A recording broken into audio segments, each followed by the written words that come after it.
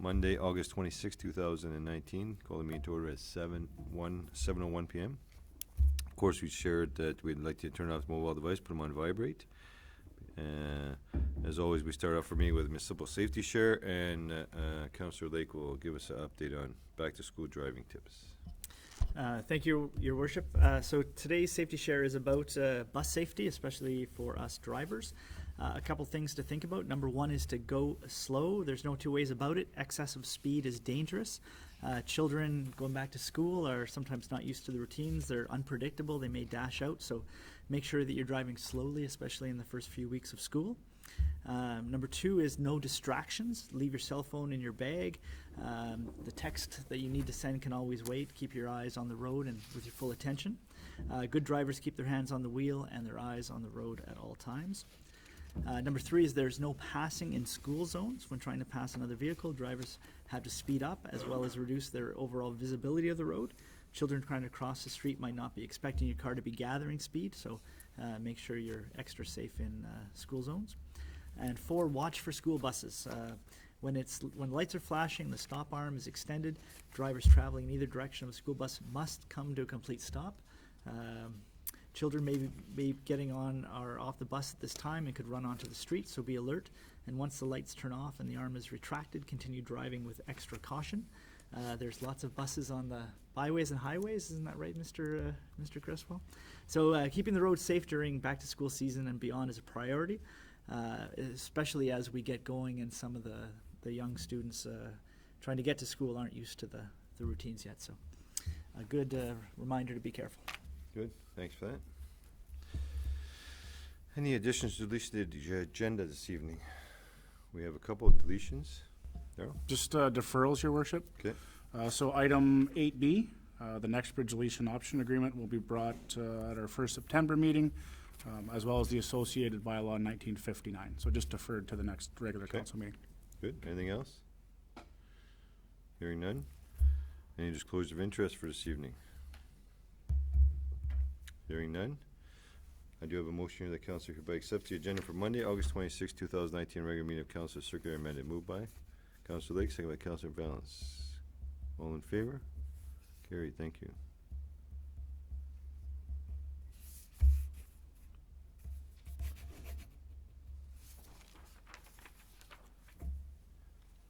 I have a motion here for the minutes of the regular meeting of council that was held on Monday, July 22nd, 2019, and the closed meeting of council that was held on Monday, July 22nd, 2019, as circulated as amended. Moved by Councillor Gingras, second by Councillor Debuchy.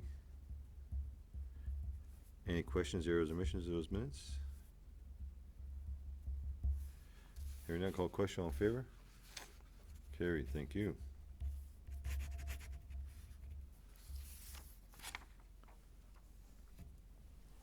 Okay, no delegation this evening.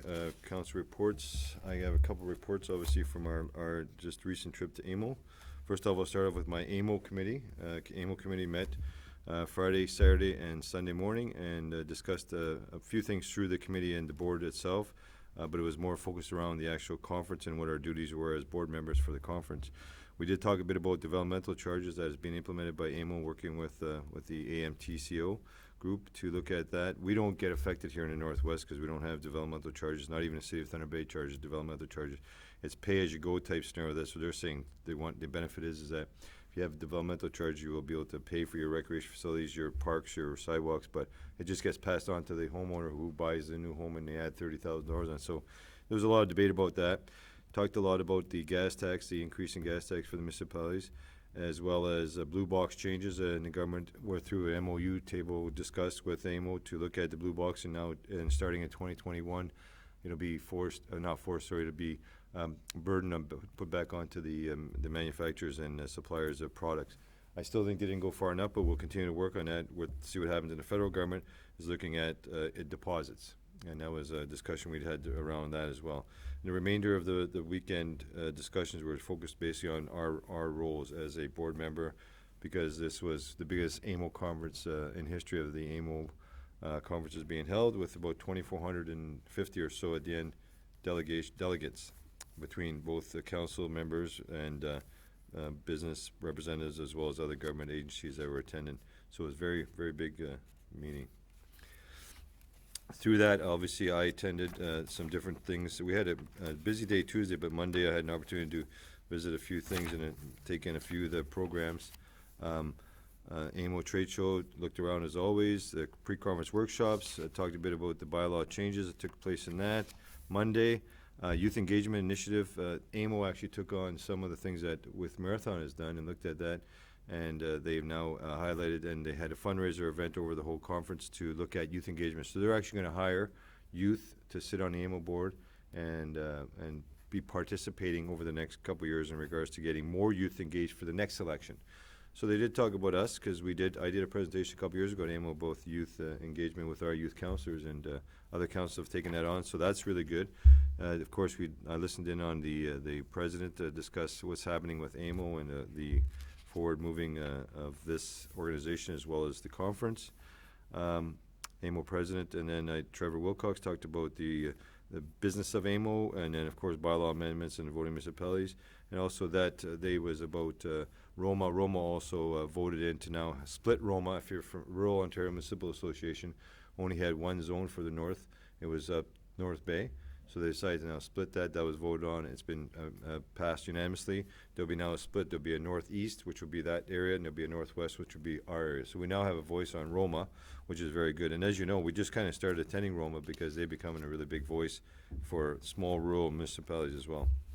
Then Mr. Ford, our premier, was up and talked a bit about the things that his government were doing and some of the impacts that he was faced with, obviously, when he took over. It's been a year and a bit now since they've been in power, and talked a bit about that, talked a bit about some increased funding for ambulance, land ambulance, that the Ontario Municipal Partnership Fund will stay the same for 2020, so our budget will be able to maintain that level. There will be no change in that, and a few other things. He talked about the strength of his government. He had all his ministers at the actual conference. Every minister was there, so it was good. Then listened to Andrea Horvath talk a bit about, of course, her opposition to the Ford government, and then also the Liberal acting leader was there as well, and he talked a bit about his role and how they're going to try to rebuild the party. And I took in a couple concurrent sessions on recycling and local government and digital communities. And then Tuesday, I took in a couple morning sessions, and the town, had a lot of stuff, as well as my NOMA. So that as far as the conference there. Then with NOMA, I took in meetings with the ministers on Monday as well, and some of the key issues we brought forward with the ministers, policing in Northwestern Ontario.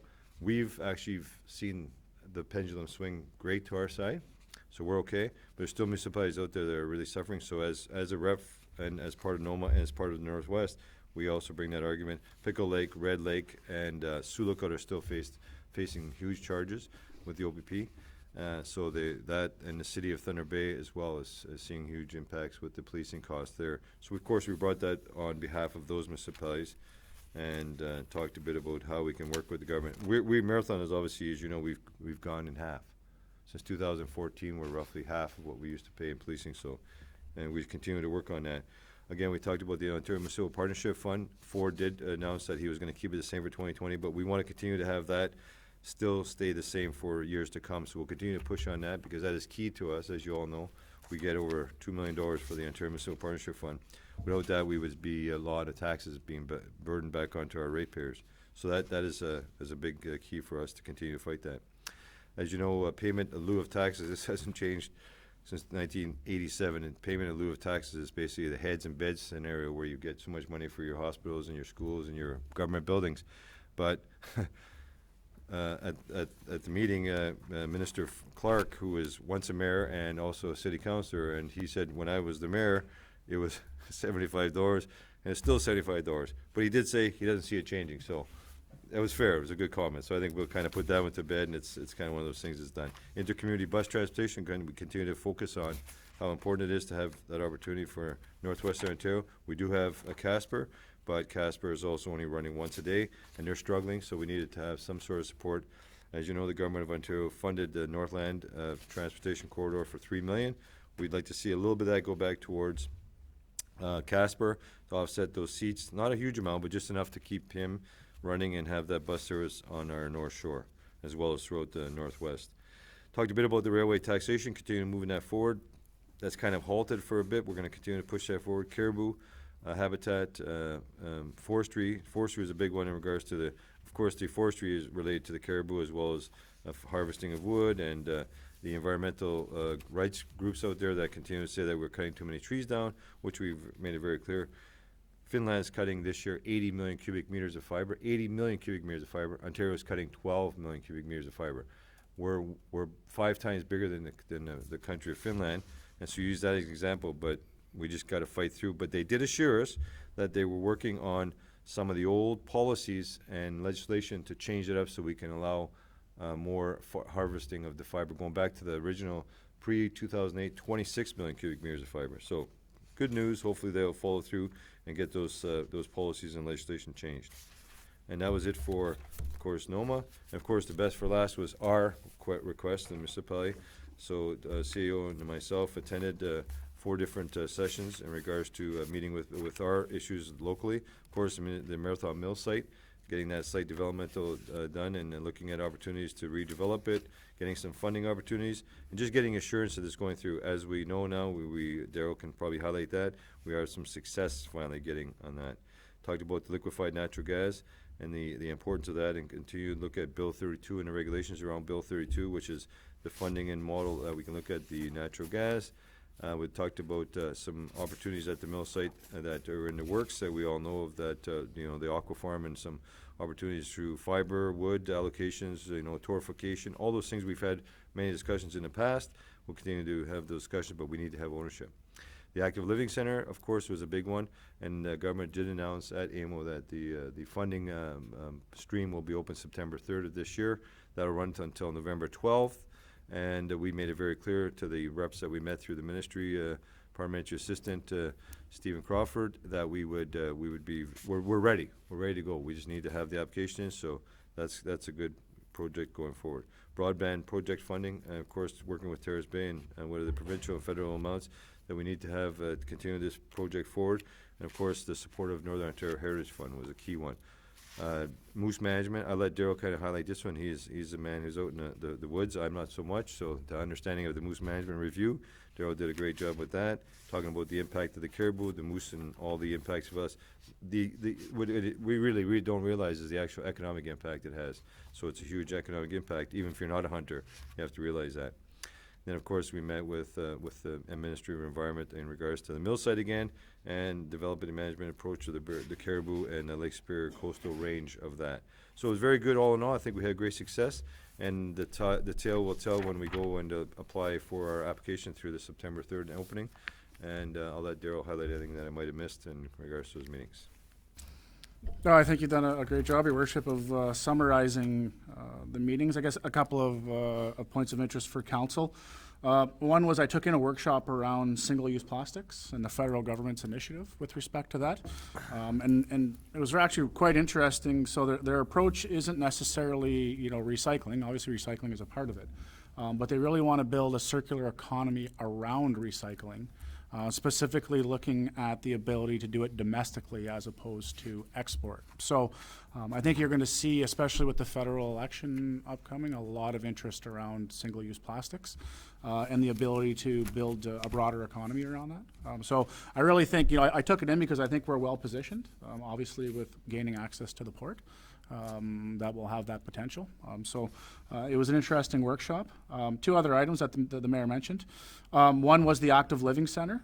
So the guidelines are released now for funding for new recreation and cultural development at the provincial and federal levels.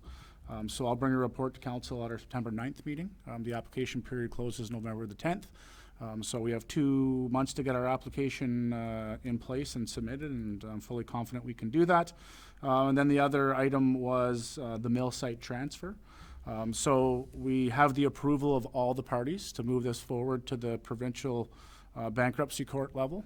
So we're booking our court date literally as we speak. The director's order will be signed off prior to that, which was kind of the last piece we needed from the Minister of the Environment to get done. So we are expecting that first week of October that we'll finally take title ownership of the mill site. So a lot of hard work went into it, but it certainly paid off, and they indicated in our delegation that there were no further stumbling blocks And the local director out of Thunder Bay has the authority to sign off on any necessary documents.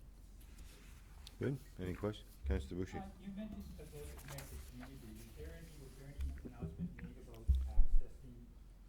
accessing? Was there any announcement made about accessing the fiber as opposed to the land-based or wired or cable, coaxial cable issues?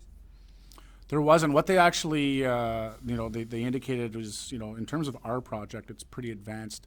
And all they did say, although the strategy has been announced by the province on broadband, it's unlikely that any actual detail will be released in 2019. To look for it in the first quarter of, I guess, our first quarter, their fourth quarter in 2020, and it likely will be a budget item then with respect to the funding breakdown. Good. Anything else? Okay. Yeah, it was a good conference, and I think we had some positive meetings, so that was the key for us, and we'll continue to hopefully see what comes out of those meetings. And more than anything, as you know, that face-to-face, as we've all been there, and it's really key, and to meet those people, and then they put a face to the community. Councillor Lake? Just thinking about the way we approach business, did it make a difference being the kind of your position on AMO and NOMA now when you walk into those meetings? Is that do you see a benefit having, because it's a lot of extra work for you, I get that, but did it feel kind of going to the meetings that there was a familiarity? Oh, absolutely, for sure. And there's some new people, but as well, where I find the differences is meeting a lot of the staff, because now we were dealing with the Liberal government staff. Now we're dealing with the PC government staff.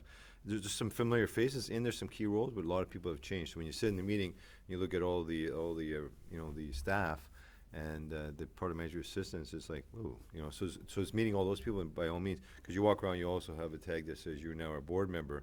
So out of the 2,400 people, there's only 43 of us that have that little sticker on.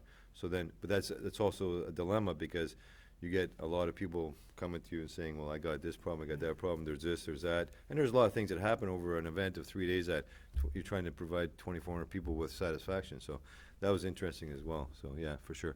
The next role, obviously, and it all boils down to time, whether I want to get onto the executive of AMO and go to the MOU table, because that's where you really, then you meet with the ministers on a monthly basis, and you discuss issues of importance and make decisions for the province of Ontario, and specifically the Northwest. This has a lot of opportunities that way. So we'll see what that looks like, but it's a lot of time commitment as well. So thanks for that. Okay. CEO reports. Report on Marathon Economic Development Corporation Board of Directors. Daryl. So at the regular meeting of Council on November 26th of 2018, Council approved that all powers of the Marathon Economic Development Corporation, or MEDC, be assumed by Town Council. The MEDC remains a wholly owned Marathon Municipal Corporation. As per the required regulatory filings of the MEDC, Council must appoint the Board of Directors to govern the MEDC. This has not been completed as of yet, since Council has assumed the powers of the MEDC. As per the bylaws, Council will appoint no more than 7 board members of the corporation, with a maximum of 2 board members being current members of Council. Administration has conferred with our legal counsel, and based on their advices, we're recommending that the MEDC Board of Directors be comprised as follows. President/Chair, Mayor Rick Dumas; Vice President, Vice Chair, Daryl Skwarczynski; Secretary Treasurer, Chuck Verbo; 1 Director, Andrea Gauthier, our Corporate Services Manager; and another director, the second councillor to be named. So therefore, Council will need to select a member to serve on the MEDC board. Administration is also recommending that the Chair, Vice Chair, and Secretary Treasurer form the Executive Committee of the MEDC. There are no financial implications. And your options are A, approve the MEDC board as presented, approve the board with amendments. And your recommendation is your administration recommends that option A be selected and that the Marathon Economic Development Corporation Board of Directors and the Executive Committee be approved as presented tonight. Thank you. Good, thanks, Van. I do have a motion that Council hereby adopts the attached report and recommendation on the Marathon Economic Development Corporation Board of Directors, and further that the Marathon Economic Development Corporation Board of Directors and Executive Committee be approved as presented in this report. And prior to that, we'll put it on the floor, and then we'll have to name a councillor, I imagine. You want to do that tonight? It would be preferred if we Sure. could, so we could file Okay, so I the need mover and regulatory seconder to requirements. get that going. So Councillor Lake, Councillor Valance. Now, is there any interest between council? I All in got- favor, sorry. No, I Carrie. have a question. Okay, all in favor? Okay, but we will have it, put a name in there, so. Okay, Councillor Debussy. Okay, so is the requirement based on our advice is because the the MEDC's bylaws say no more than 7 and no more than 2 being council. Could we not just rewrite the bylaw to include all the council? I don't have a problem with the 7. My concern is we are now turning over the Economic Development Corporation to basically administration, the way it's structured right now. So legal counsel's advice was to approve as presented tonight. At that point, the bylaws could be rewritten, and it can include all of council if council so choose to do so. Okay, good. Yeah, no, it was just a follow-up. And again, as a support staff, obviously administration would have to be part of it because it's a corporation of Marathon. And I don't think we would hire a new secretary treasurer or I'll say even in Andrew's case, a director. But should they not be support staff? So my recommendation or my idea would be we name a person, at which point the board, as it's so structured, can look over the bylaw and if need be, rewrite it to include the council as the board and have administration be the support. Obviously, the CEO would be one a director or member, but again, I think if we do this, we should pass this as I'll say a step procedure, so that then they can relook at rewriting the bylaw, so that it isn't administration making up the board, it's the town council who is, I'll say, elected. Okay, so let me answer that question. I think that what we're gonna go through is this process, get the bylaw in place, and then council at that time can then bring it back for another meeting to discuss the structure of the actual corporation, correct? That's correct. So right now, we're not in compliance with our Ontario regulation. This will get us into compliance. Council cannot approve more than 2 as the current bylaws. Okay. So to bring the council in as a whole, we'd have to rewrite the bylaw, but certainly Okay. would do that with council's direction. So with that being said, moved by Councilor Lake, second by Councilor Valens, we do need a name to put on that to get the bylaw in place, and so it's relevant. Okay, Councilor Valens, anybody else? Well, that was easy, okay. So with that, Councilor Valens will be named as the second council member, so myself and then Councilor Valens, then of course the administration team, and at that time we can discuss whether we want to bring it back in the fall for discussion on change of the actual bylaw itself. Okay, good? Okay, so with that being said, I'll call the question, all in favor? Carried, thank you. Okay, so item B was the deferred till the September 10th meeting under an administration report on the 75th anniversary organizing committee, financial report. Gonna do that one, Daryl? Thank Or you, Louise? Your Worship. Sorry, yes, Yeah, thanks. me. In November 2017, Council created the 75th Anniversary Celebration Organizing Committee. The committee was created to be responsible for the planning, coordinating, organizing, and implementing the events that took place commemorating Marathon's 75th anniversary. The committee consisted of Stan Johnson, Jean Rose, Jim Collins, Joan McKinnon, and Leonard Stapira. The committee was complemented with town staff consisting of Serena Goodchild and myself. The town's anniversary celebrations took place the week of June 23rd to 30th, 2019.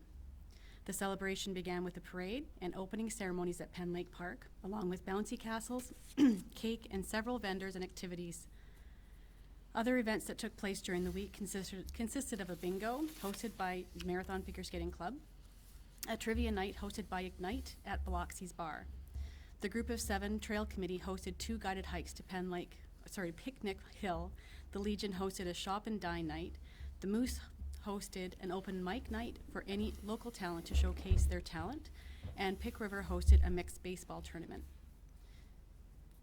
The town hosted a pancake breakfast, an outdoor movie night, a color fun run, and completed the week with a street dance and closing ceremonies. By all accounts, all events were well attended, with many returning home to Marathon to help celebrate our anniversary. As part of the terms of reference, the committee was created with the sole purpose of conducting the 75th anniversary celebrations. The committee and appointments will be dissolved with a motion of council, effective the date of the motion. Financial implications: the administration was allotted $25,000 in the 2019 budget for the 75th anniversary celebrations. To date, $20,000 has been dispensed, with a couple of small invoices still yet to come in. Your administration presents this report for members' information, and further, that the Marathon 75th Anniversary Celebrating Organizing Committee be and is hereby dissolved. Good, thank you much. I do have a motion here that the council hereby accepts the attached report and recommendation of the 75th Anniversary Organizing Committee final report for that the 75th Anniversary Organizing Committee hereby be dissolved. Moved by Councillor Valens, second by Councillor Lake. Any questions? Councillor Jingwa. Not a question, just a comment. I want to thank all the organizers and the board for all the work they did. I think everything went really well. It was really nice to see how many people came to town for all the events and how happy everyone was. I heard nothing but positive comments from everybody in town. So thank you very much. Good. Councillor Lake. Yeah, it feels like it was about 2 years ago that the events were, but I was wondering, like, I think about all the work that the committee put in. Did we, I see there's a bit of money left in the budget. Is there a thank you that we, as council, it might be nice to get, I know we just sometimes do framed pictures, or that committee worked pretty hard, and if we have some of those, it'd be nice to have them come into council and think. Thank you cards did go out. Yeah, we did send thank you cards out to the committee. But certainly if council would like to provide a gift of appreciation to the committee, that's fully within council's purview. As Councillor Lake indicated, there is some budget items left, and we could certainly utilize that within reason. So that's a good idea. So I think that maybe some gift certificates from local establishments in town, mix them up, you know. You got 5 members, 6 members on the committee, 7 all in with the staff. You know, $50 to $75 type gift certificate from a local business for dinner or something, whatever that looks like. And then maybe they can be invited to council in September and we can thank them that way. That yeah. That's a good idea. Thanks for Councillor Lake for that. And I think at that time we can thank them personally rather than doing it on the air. Is that fair? Yep. Okay, good. Thanks for that. And thank you. And I'll call the question. All in favor? Because committee will be dissolved. Thanks.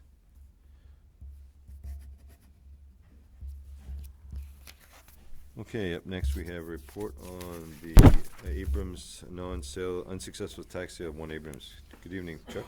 Evening, Mayor and Council. On June 18th, 2018, a tax arrears certificate was registered on 1 Abrams as taxes were in arrears for at least 2 years. The property was offered in a public tender closing on July 25th. No bids were received.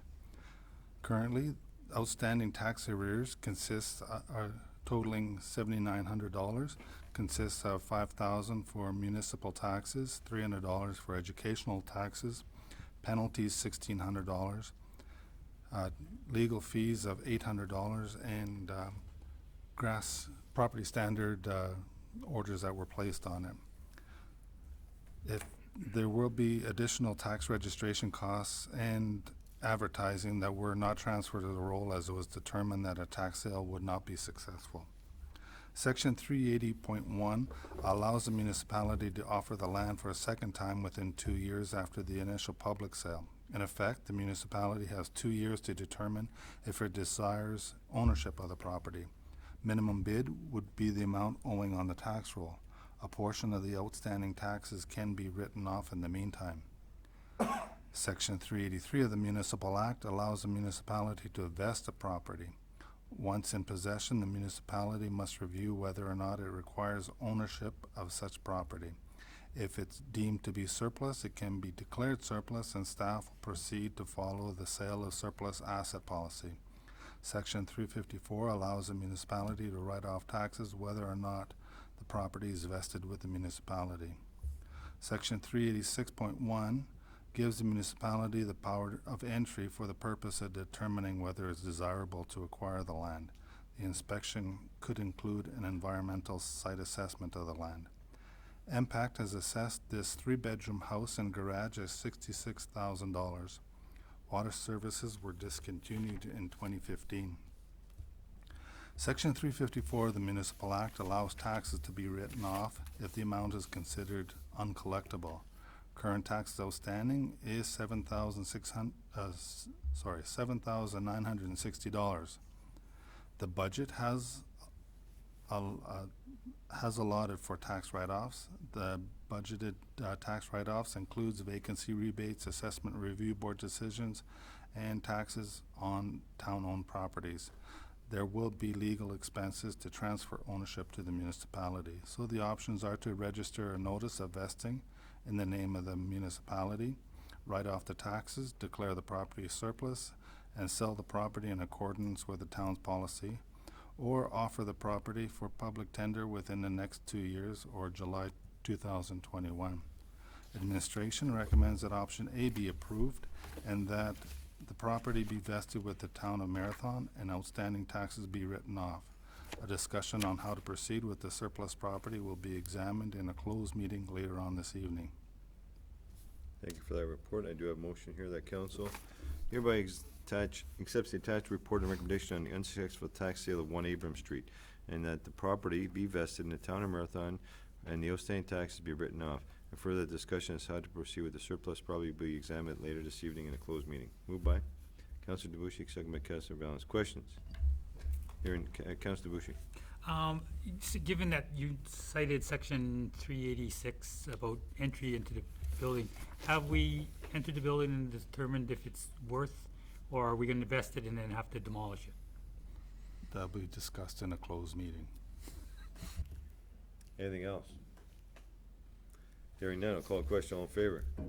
Carried. Thank you.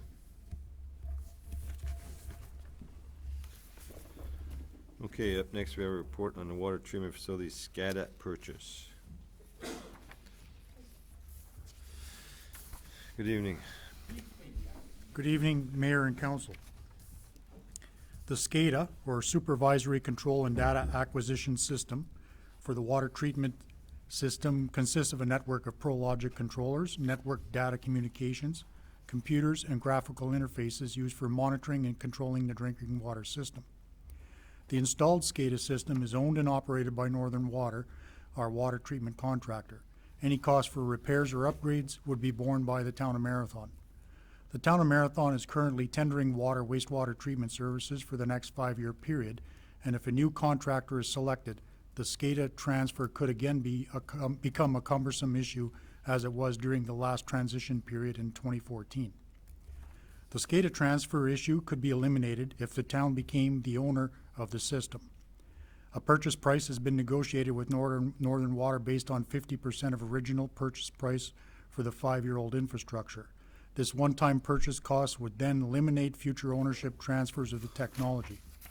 Future upgrades could possibly extend the life expectancy of the system and will be considered at budget deliberations. The price negotiated is $54,229 and represents 50% of the original cost. The funds would come from the Wastewater Reserve Fund. So your options are A, to approve the purchase of the SCADA system from Northern Water as recommended, or B, do not approve the purchase, leaving the ownership of the technology with the service provider. And your administration recommends option A be selected and that the SCADA system be purchased immediately. Okay, I have a motion here that council hereby accepts the attached report and recommendation on the water treatment facility SCADA purchase, and further that the administration be authorized to proceed with the purchase of the system, SCADA system. Moved by SCADA. Councilor Gingras, second by Councilor Lake. Questions? Councilor Lake. As much as I've always wanted to own a SCADA system, my sense is it's only an issue if we go with another provider. If Northern Waterworks were our provider, then there would be a continuity of the technology and our purchasing it wouldn't be necessary. Is it possible to defer the decision until after we decide what direction of water we're going with? I suppose it's always possible, but we think it's still recommended that we own the system since we're paying for all upgrades. Then at some point, if there's a transfer, they can own it and sell it to the next party rather than us selling it. Right now, we're leasing, basically. They're charging us to use their system. So there's a cost involved. Yeah, we do all the upgrades that are required. Yeah. Just a follow-up question, or pardon me, a follow-up comment. Something also we need to protect ourselves against, and although we never envision it, but if there was a material breach of contract, we chose to cancel the contract of whoever the provider is, and we don't own the system. Theoretically, the system either goes with them or we have to renegotiate it, not likely at a favorable term such as this. So it would be a good risk management policy to acquire the system at this point in time. Councilor Debuchy. Just a question here too. Is it, regardless of the provider, is the SCADA system a universally used operation so that the next or potentially the next contractor would utilize the system also? Or is it specific to Northern Waterworks and their system of operation or their system of choice for operations?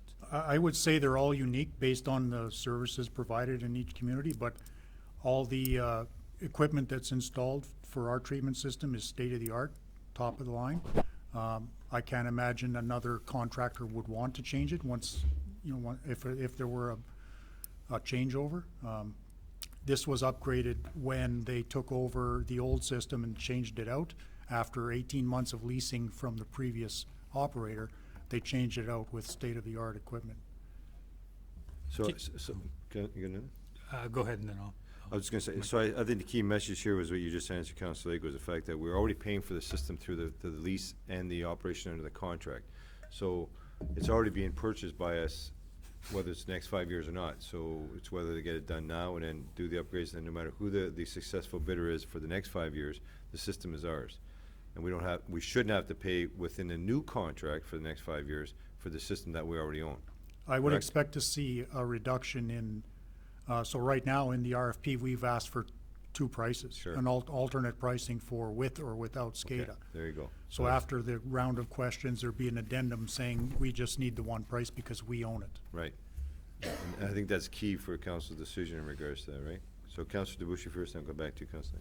Okay, so because we're also renewing this structure and we're not sure who it is because it will be a tender issue, is it possible that, and again, I'm harping back to what Councilor Lake stated, that a new provider may want a different system? So would it be redundant for us to buy this system now and then have to replace another system or lease another system from a second party or or if it was an issue? My issue here is we buy this out for 50% and good price or not, and if we do tender it out and Northern is not successful, the new operator may say, I don't like this SCADA system, I want something new. Now we have a system sitting there that we're gonna have to swap out anyways.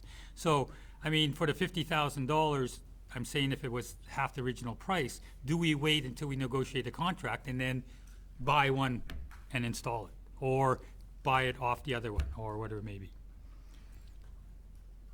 I think what I would recommend is that that the next, if we did switch over, they would want to continue with this system. I guess it's not like there's a lot of choices. These are just many components to the system, and they've all been top of the line. It's not like a new provider could come in and say, we don't like this brand of pump. That's still up to us at council or budget deliberation time. Council at that point could say, I could bring forward that the new provider wants a different SCADA system, and council would say, no thanks, we just bought this one. Exactly. Okay. It's Councilor it's Lake? functioning and it's top of the line, so regardless of whether someone wanted new equipment, there will be upgrades as things fail or You mentioned that, yeah. new But we- systems come but online. we pay for it anyway. But we pay for those now, so we'd be paying for them based on owning our own system. Okay, Councilor Lake? So as we start to purchase things like this, are we in a position to contract that to ourselves to run the water system, or are we still not? Because I know we have lots of operators, now we would own the system.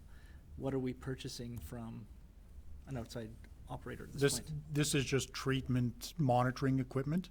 We have water distribution operators, we don't have treatment operators. There's a big difference in the two systems and a whole other DW QMS system, so. It's closer. I mean, we own everything now. Actually, when the last contract turned over, there was a legal argument that we should have inherited that system from the previous provider. But it would have been a big legal battle, so we chose at that time not to fight it. Okay, Darrell, and then Councilor Ballas. Just a follow-up to Councillor Lake's question. Have we formally done a business case to look at contracting versus municipally operating? No.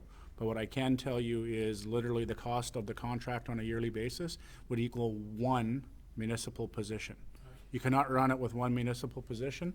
We don't need to even do the business case to see the value in contracting it out. Councillor Valens. When we talk about upgrading stuff, right now, when we talk about the technology and everything, are we or someone on staff right now in charge of doing the upgrading here locally, or is Northern Water sending someone to assist with if anything goes wrong, that kind of stuff? And then what's the life expectancy of the SCADA currently right now, and how long is it expected to last if we do look at purchasing it? A pessimistic view would be 10 years, so that's why we negotiated at 50%. That's if you never do any upgrades or repairs. As for the repairs, those are done by either Automation Now or Hunter Douglas, other automation type businesses. Or if it's just a simple plug and play of a ProLogic component, the water operator would do that as well. They have compliance technician that could plug in and program that sort of thing, but it's usually a contractor, even if we owned it. We have some of these types of systems at our sewage treatment lift stations where they run basically untouched for 10, 15 years, and then all of a sudden you need a new one. You call in the contractor and they install it and program it, and you're good for another long period of time. Okay. Councillor Debussy. Just one question, because I guess I'll be in here a long time. We originally thought that providing an outside service for our water treatment and our wastewater was a buffer in light of the Walkerton issue. We found that it really wasn't. We're still responsible for the water system. However, they provide the expertise as per contract, where we don't have to worry about recruitment and retention, and that's one of the big things, because for every one of our communities to have a water technician in our community would be just cost prohibitive. And I strongly recommend we stay with, first off, contracting these services, even though we still are ultimately responsible, because of the fact, as Mr. Skorzinski stated, one couple, the contract's worth one position, and that expertise of that one person would be one that we would find difficult to retain and recruit on a regular basis. So I recommend that we don't deviate from the contract issue, and I do support that we do purchase this then. Okay. So with that being said, I'll call a question. All in favor of the purchase of this piece of equipment for the municipality? Okay. Carried. Thank you. Thanks for that report, sir. Okay, up next we have a check run motion, and the check run motion to be approved for payment this evening is in the amount accounts payable $555,453.68, and payroll in the amount of $167,087.20. Need a mover and a seconder for that. Councillor Lake, Councillor Valens. Any questions of that? Hearing none, call a question. All in favor? Carried. Thank you.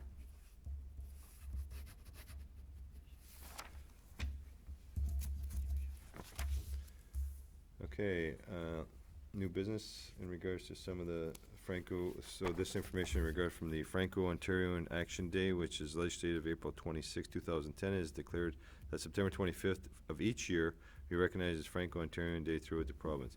Whereas September 25th, the anniversary of the first raising of the Franco-Ontarian flag, and it represents over 400 years of French presence in Ontario. And whereas there are more than 600,000 Francophones in Ontario, the largest Francophone community outside Quebec. Whereas Franco-Ontarian Day has become its annual occasion to celebrate the Francophone community, now therefore be resolved that I, Mayor Rick Dumas, do by here proclaim 25th day of September 2019 as Franco-Ontarian Day, and join the Francophone community of the town of Marathon in celebrating its exceptional contribution to Ontario growth of this prosperity. So, that mover and a seconder for that? Councillor Jingra, second by Councillor Valens. Any questions of that? No questions? I'll try to, Councillor. One thing I do know is that when we have a Francophone member of council, so I think it's always nice when you go and can deliver the speech in French. I remember doing it one year, and But, Nobody yeah. being particularly impressed with my pronunciation. But I think, I know I just had a conversation with Councillor Zingrod prior to this, but I think over the last several years I haven't been able to attend for meetings, and believe it or not, on September 25th this year, I have a NOMA meeting in Thunder Bay and off to AMO that following morning, so it's one of those things that just, the coincidence of the timing, it just doesn't, so I do have a very abled councillor who speaks French that will probably attend on our behalf. And I know they'll be a little upset again, but you'll share that with them as well. Any other comments? So I'm happy to attend. I Sure. would just encourage other counselors if you're available to, I mean, it's Great. a very short ceremony, so if you're available just to come in and see. Everyone's usually very excited, singing and dancing as they come down the road. It's a nice little parade, so I'd encourage you guys to come, but I will speak on our behalf and make a nice French speech up for that. C'est bon, oui. Yeah. So yeah, the morning of the 25th, I'll be in Thunder Bay. 9 a.m. Sorry. Okay, with that being said, I call a question. All in favor? Carried. Thank you.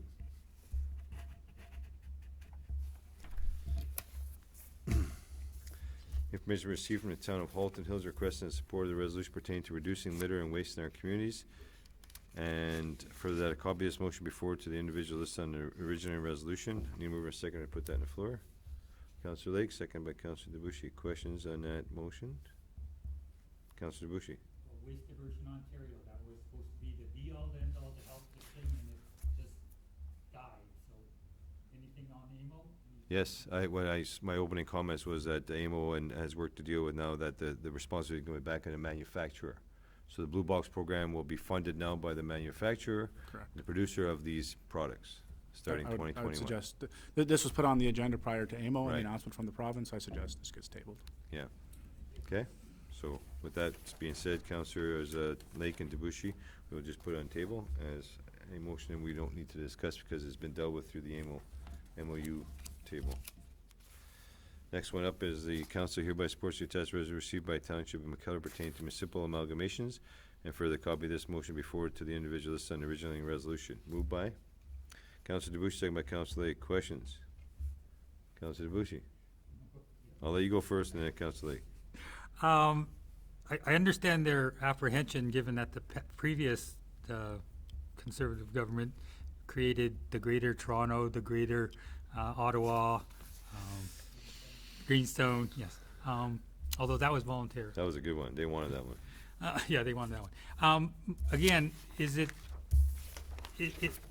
I looked up where McKellar was, and they're really not, I would say, in danger of amalgamation. I wouldn't think we were, although there was talk from the previous government about us in Manitouwadge and then Terrace Bay and Schreiber. So I think one thing we should do is actually either get more information or support it on just a little the issues of this thing. I didn't like their whole criteria that they stated here. Number one, a referendum, and then who would conduct that referendum, because it'd come back to municipalities, obviously. Evidence-based, I mean, it's potatoes, potatoes, I don't know. I support the idea that there should be consultation. I don't like the way they have it structured about all those criteria that have to be met. But I do support the fact that there has to be some kind of consultation other than, ramming it down, I'll say, the municipality's throat. Yeah, Councillor Lake. Absolutely. I think we're in great danger of being amalgamated, given you've said before, we're the child of the provincial government, and if that's the way they want to go. I have no problem supporting any call for there to be a higher threshold other than we would like you to amalgamate. So I absolutely would support this.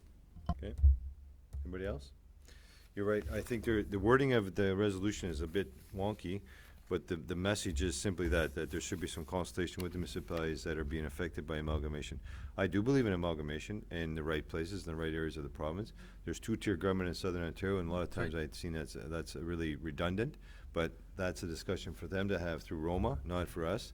So that's where it comes back to the discussion around the table of who the affected parties are, the municipalities, the regions, and talk about amalgamation for the best of those regions. Because, again, nobody wants to lose their identity.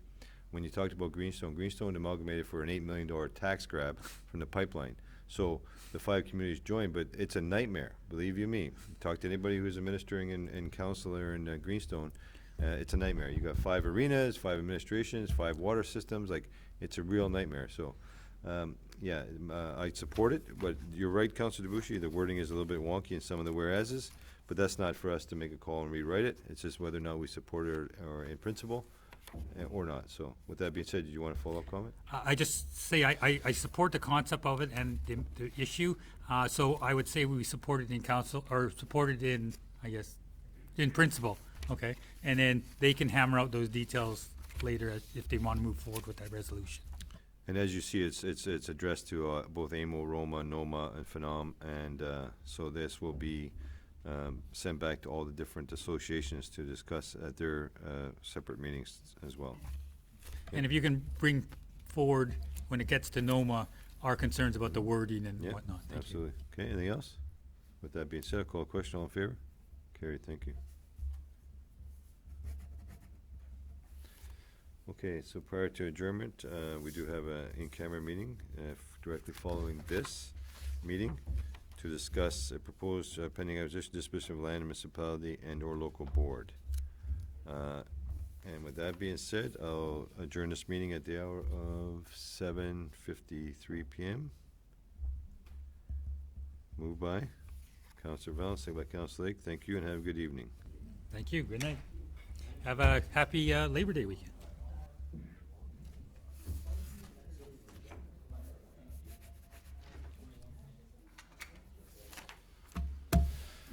Okay, that's them. Thank you.